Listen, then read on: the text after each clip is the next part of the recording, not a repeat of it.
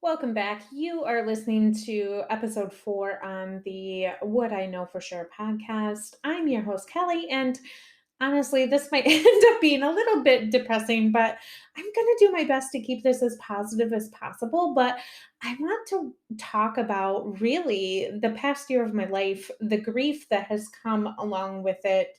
And, we all live in different parts of the world. So I'm sure our experiences to COVID and other disasters that continue to happen are different, but I think we can all agree that we experience grief at some capacity. Yes? This episode is going to be a lot about COVID and just kind of the things that have transpired through this time. And, we are a little past a year of this 2 weeks to flatten the curve situation. And so I want to ask the question, did you experience grief during the height of the pandemic? And then the second part of my question is, are you still experiencing that grief? If you haven't heard about Anchor, it's the easiest way to make a podcast. Let me explain. First, it's free. Then there are creation tools that allow you to record and edit your podcast right from your phone or computer. Anchor will distribute your podcast for you so it can be heard on Spotify, Apple Podcasts, and many more. You can make money from your podcast with no minimum listenership. It's everything you need to make a podcast in one place. Download the free Anchor app or go to anchor.fm to get started. And so I guess maybe it isn't just about COVID, but about these traumatic events that happened. And it just so happened that COVID was also taking place. For instance, got into the car with Chris, my husband, and we drove to kind of where everything was starting to flood just to kind of maybe get a timeline. And this was before we had gotten like the final notice of you need to get the heck out of here. And of course, my mom is, a single lady with a little dog. And she lives on a ground level apartment. So, getting her out of her apartment and then coming to our house. And for anybody that knows me, we have a small petting zoo. I mentioned that on the first episode. So, 2 dogs, 2 cats. I have 2 teens, one that drives, one that does not. So that means multiple cars. And so we did our best, loaded up the dogs, emptied out the basement as best as we could, knowing that water could potentially get in the basement. And we didn't really know that we experienced a dam break right when we basically found out that COVID was going to have longer term implications. And so trying to determine what that means was a little bit of a navigation. And so this was also the time that I was still working in corporate. And so I remember thinking, oh, great, just 2 weeks. I'll work from home. The kids will be home. This will be fine. What is 2 weeks, right? To then only discover that this was so much more than that. I was able to go back uh, to the office really out of necessity, but the kids were home and we were trying to juggle, getting teens into this online school thing, which, by the way, everyone was flying blind at. And so when we then had to get everyone on the same page, make sure that the kids were still able to learn properly, which, yeah, right. That was a good 2 months when our lives were further than disrupted and dismantled with the dam break. And so we're approaching the year of that anniversary. And so I just kind of want to take you back to that day and talk about what happened.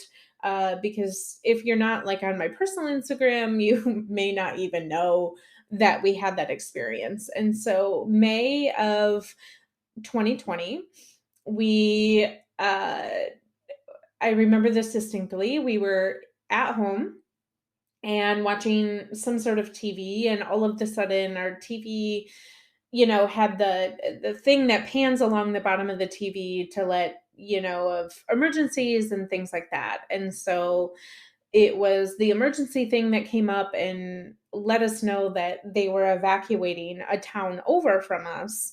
And, stay tuned for updates. And then it was around probably 7 o'clock, maybe six even, where the alert came for us that we were going to be evacuated. And so my mom lives about 2 miles from me, closer to the town that was experiencing the dam break, and so just to back up a little bit further, was there is 2 lakes that run into, a river, um, near our house, and so the first dam broke, from the farther out city, and of course that comes downhill, right, to the next city, which because there's so much water coming that it broke that dam and thus transpired into the river. So a little bit of context there, but implications of what was going to transpire, but we just needed to know that there was an emergency situation to get out. So we gathered what we could, packed our bag. We thought we were just gonna be gone for a few hours, days. We weren't really sure, to be honest. And all of the sudden, here comes the water, and it was filling up just as fast as we were getting out. I kind of tear up thinking about it because it was just like everybody was in action, working together, getting us out of our house, trying to make sure that we have everything for the dogs. And I'm calling my employer because I'm still right working for corporate, and so I'm calling them, letting them know what is happening. Obviously, letting them know that number one, because I'm working from home, like I'm not going to be able to pack up the computer that they sent me. So we get out. Thankfully, my husband's mom and dad live within the same town, but they weren't really affected by it because they live on a hill. And so we ended up staying in their camper, and my mom went to my grandma's house, what we were working with. And we had water up to about 4 inches from our floor joists. Of course, everything in the basement is like floating. And I wish I could show you a picture of what it looked like, but just know that it was mortifying to see. It was probably the most traumatic experience that I've ever had in my life. And I can deal with death, and death is very sad. But there's also this sort of situation that happens where you consciously know that that person is better off not being in this world, right? But this, I just instantly was triggered, and it just kind of sent me into a spiral. And so when we were finally able to come back to the house, thankfully, we had a wonderful remediation company come in.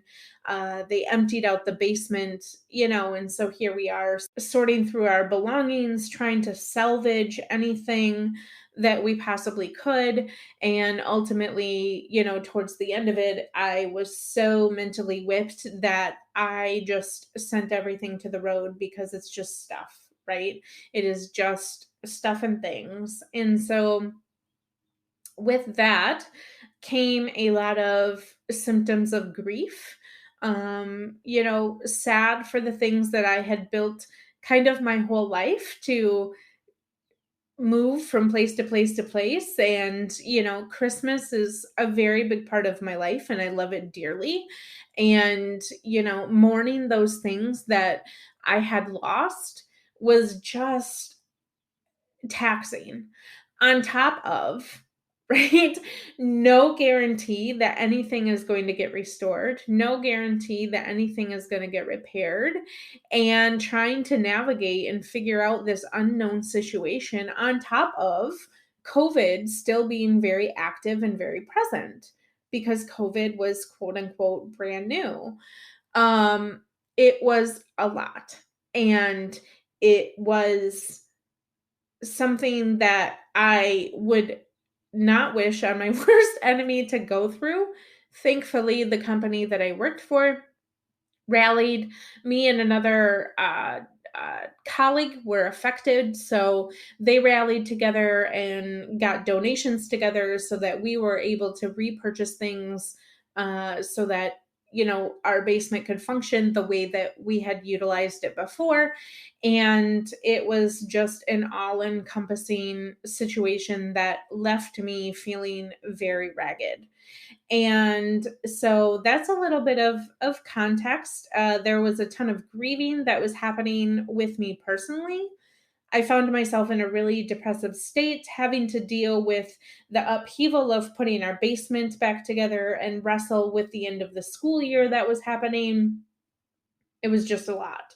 I remember one day in particular, I had the worst anxiety attack in my life on the way to work when I was going back. And I just kept thinking, I cannot continue to show up with a smile on my face. This is not a good long term solution for me.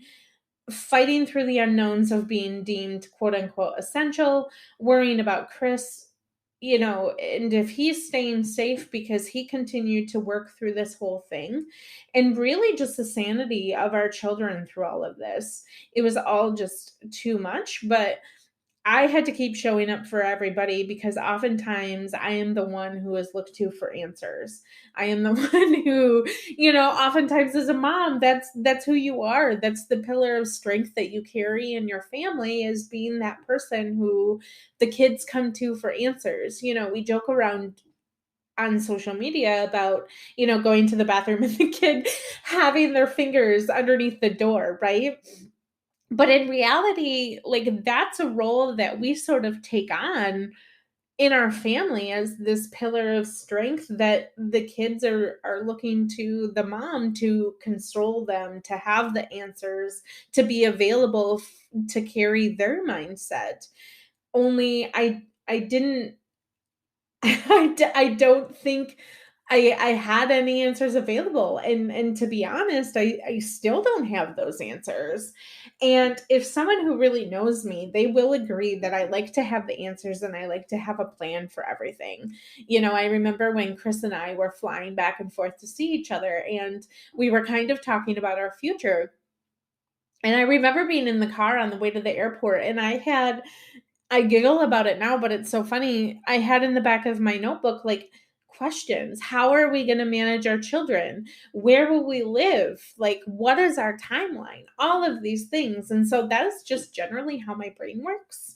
And so you could say through this whole process, sort of internally, I was losing my flippin' mind. I really was. And then to shift to the summer, where there was a little bit of normalcy, not much, but like enough to make the most of it. And the calendar showing that the kids were going back to school. So then it's just like the roller coaster of managing that, and me just praying that this would all just disappear, which, how silly of me that I did that.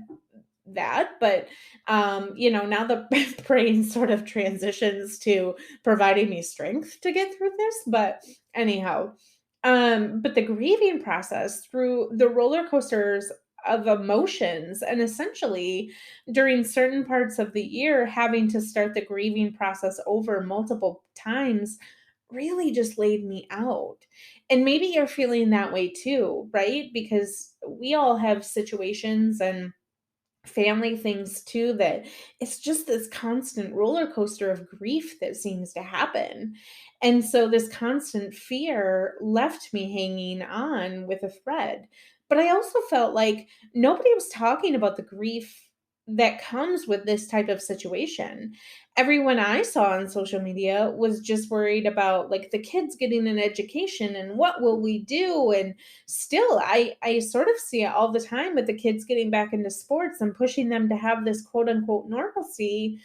But I really think that there was sort of a boat that was being missed on sort of normalizing the grieving process that tends to happen through these things. And so, on normalizing that it's okay for our kids to take these mental health days and to have that conversation of how they are feeling through this without the stress of getting back to it and trying to be this excellent student when they have no history of doing this online. And it's easy for me to say, "Oh, yeah, go ahead and do this online thing," because 90% of my college education was completed online. And while I had the best experience, I'm also a very self-driven person, and I'm able to wrap my head around the process much better than some. And also, when it comes to our kids, like, I have my daughter who is very much like the hand raiser, needs the attention of a teacher, while the other is perfectly fine handling the online situation. But I do think there was moments where stepping back and allowing the grieving process to take place was definitely missed. Ultimately, I think that there are a ton of different approaches to this, and we all have different opinions. So I think like the main focus needs to be address that if you hear or see someone who is doing what they think is best, the only reaction from me or you should be to really empathize and understand where they're coming from. It isn't really our job to project our thoughts and opinions on what we think is right because, frankly, everyone grieves differently, even in our friend groups. And so grief in any situation comes in waves. And so it can easily get missed and adopt this false sense of how everyone is feeling when we find ourselves in low times, not wanting to be interactive on social media, not vocalizing the tough times that it makes where we are only posting when we are on the high of the wave and we are only sharing the highlight reel to impress on people that everything's okay when we all know it's not. And in my opinion, it also tricks our minds to think that we are always needing to be on the high wave. We have to show up positive and continue to figure things out so that we can keep moving forward. And while I agree with that to a certain extent, we also have to be mindful to be able to hold the space for us and the people around us in the low times. I'm not saying that we need to like show up on social media if it's unhealthy, by any means, no. And if it's not serving us, but just know that someone else's highlight reel and having real life happen in the background, that if you see someone who you're close to, um, in the moment of this low space, to reach out and let them know that you're thinking of them. And, I hope that someone does that for you and checks in on you when you're at the low end of the wave. I really think that, the normalcy needs to be built around that. Some people need space opened up to communicate their grief and what it looks like for them. And we need to be an advocate that while we may not agree with the choice to go back to school, work, or whatever, that we can still empathize on those choices and learn on the why rather than react with our personal beliefs, right?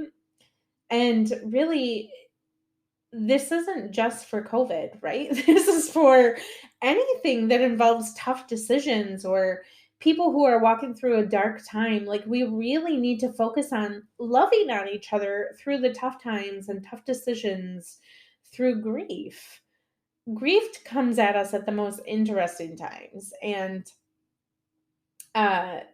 it can show up when we are least expecting it, but being able to hold this space for people who need it and find a space where you can express your grief is really crucial. And so, on this coming up anniversary of literally seeing my hometown destroyed, and yet we banded together in the most beautiful ways, it only lends to the testament that walking through grief and normalizing that this is okay really strengthens and encourage people to keep showing up, to keep communicating, and to keep pressing forward. And so, if there's anything that I've learned kind of through this whole COVID situation, it is just that we're allowed to grieve through this process. We're allowed to be on this wave roller coaster of just really trying to figure out what it is, but allow the grace to take over that if you don't know what is happening or if you don't know how to fix it, to just not. Like, it's okay to hold that space that if we don't have the answers, let's not pretend to go out and find them or make up a false answer to pacify the time. Like, it's really, truly this situation and coming up on the year of it that I've reflected to be like, is it possible to just allow myself to feel grief? Is it possible for me to kind of shut down and say to myself when I am grieving, this is okay? Like, allow those emotions to be felt, allow the waves to come and go because, gosh, we are human, right? We deserve to be able to show up authentically. And if that is without the prettiest picture on Instagram, if it is showing up without our hair done or perfectly curated family time, um, that is okay. And it should be normalized that grief is sometimes a daily thing that people walk through, and it is a battle.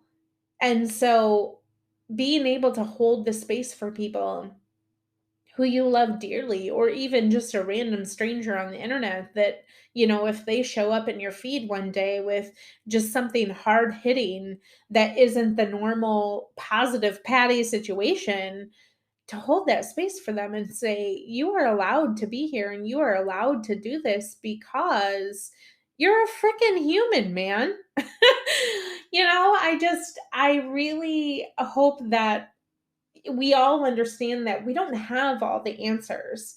And grief can be this tricky thing to walk through. And so if you are struggling and you need a body um to show up for you in that space and you need a buddy to listen, please know that, my DMs are always open and I'm available to chat. And I hope that this episode provided a little bit of inspiration on how you can ask for help and hold the space for those who need it. But I also hope that this is an encouragement to you that social media is oftentimes smoke and mirrors and to take everything at what it is, which is face value. And so on this year coming up, we've already suppressed the year mark of COVID. And so this year mark of experiencing the dam break, I still suffer through some sort of anxiety. I know that, with our two lakes basically being emptied out, that, the chance of my basement flooding again is highly unlikely. But it's just sitting in the background, and it can be prevalent to how I show up within the world. And just know that the understanding comes from, if I can show up authentically myself, that this can be an encouragement to you to show up authentically too. And that means all the broken pieces, all the parts that you're trying to figure out, it's okay to show up that way. Because number one, people appreciate it way more than any curated content or, pretty pictures. If you show up a mess, it's okay to be a mess. I promise. Um, so through this time, I think that it's important to remember that, what I know for sure is that grief is something you don't have to walk through alone, and you owe it to yourself to allow those emotions to be felt. And ultimately, what I know for sure is nothing is for sure. So I hope this was helpful. I hope this was an encouragement. And um, I will see you around on socials. Bye, guys.